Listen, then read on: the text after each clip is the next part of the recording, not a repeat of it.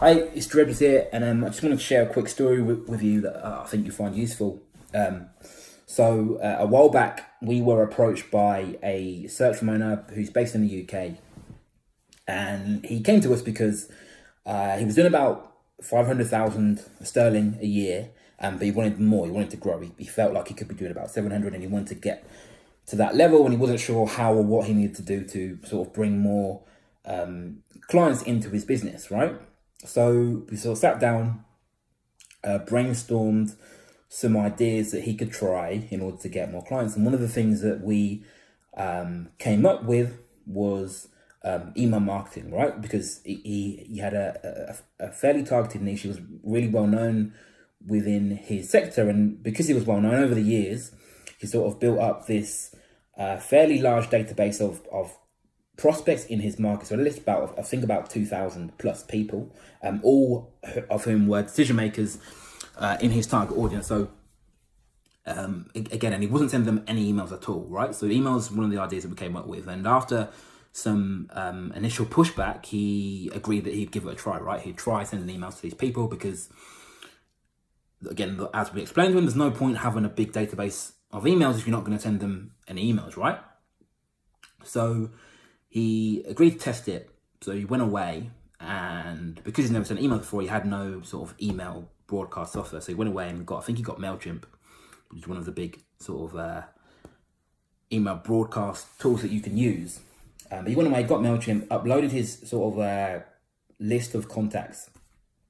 And because he was unfamiliar with the platform, unfamiliar with MailChimp, he wanted to test it out first, right? So before sending an email to all these contacts, what he decided was that he would first send an email to himself through the MailChimp, just so he can see how it works and make sure he's clicking the right buttons at the right time, right? So he's put an email together that literally says, hi, name, test, right? So it said, hi, if it was sent to me, it said, hi, Drew, test, right? So nothing more to the email. There was no information about his services, no call to action, nothing at all, no, not even a telephone number. And he sent this email out, and he's received the email as expected. But what he didn't expect is that for some reason, by mistake, he had not only sent it to himself, he sent it to his whole entire database, right? So 2,000 plus people in his target audience literally received an email that said, hi, name, test, right? Nothing else. And again, understandably, he was quite panicked about this, right? So it was a mistake. He was quite panicked about this. And in his head, he thought this was going to destroy his whole business, right? Because his words was it looked completely unprofessional. It looked like he was incompetent. He had all these sort of big fears about why it would destroy his reputation. And well, first of all, it didn't destroy his reputation. That's the first point to the story. And I think it's important to understand that with marketing, marketing's a process and not an event. And it's I can't think of any examples of something you can do in your marketing that will completely destroy your business, right? People make mistakes, people do things wrong, but it's an evergreen process. So you can always rectify any mistake that you've made, right? But the perhaps interesting thing about this story is that, so he sent an email, this sort of test email to 2,000 contacts, expecting the worst. And what happened was a couple of hours later, one of the prospects on his database has got back to him and just said, I'm not sure if you meant to send me that email, but I've been meaning to contact you because I have a vacancy that I need to fill in. Right, so long story short, this mistake email ended up in a £17,000 retainer, right? So again, the first lesson is that nothing that you do in your marketing is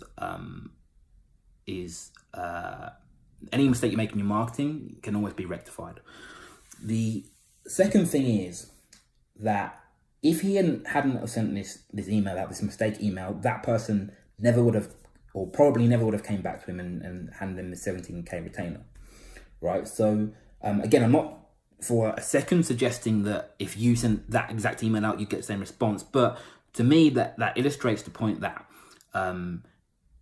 imperfect action beats no action every single time, right? So again, he was very lucky, but at the same time, he's made his own luck because he's actually taken action and sent out this email, right? And the third thing is this, really, right? If you're a recruitment or search business owner, I think sometimes we try and overcomplicate marketing. We try and overcomplicate what we can do or say to attract clients.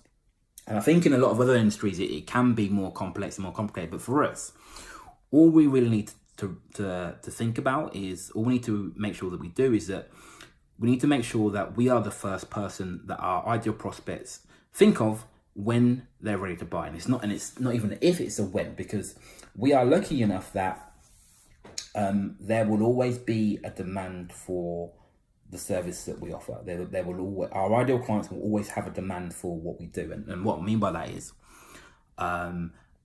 they, like, no matter who they are, people will leave a position, their team members will be underperforming, people will pass away, people will move on, whatever it is, there's always going to be, they will always have the problem that you solve, right? So all we need to do, all marketing for recruitment search firm owner needs to do is when they have that problem, we need to make sure that as soon as they think of solution, they think of us, right? We need to position ourselves as a solution to the problem that they will inevitably face at some point in their business, right? So if you want to know more about how you can do that and how you can make sure that when your clients have a need for your services, when they encounter the problem that your services solve, if you want to make sure that you are the first person that they think of, head over to marketingforrecruiters.com. It's all one word, marketingforrecruiters.com.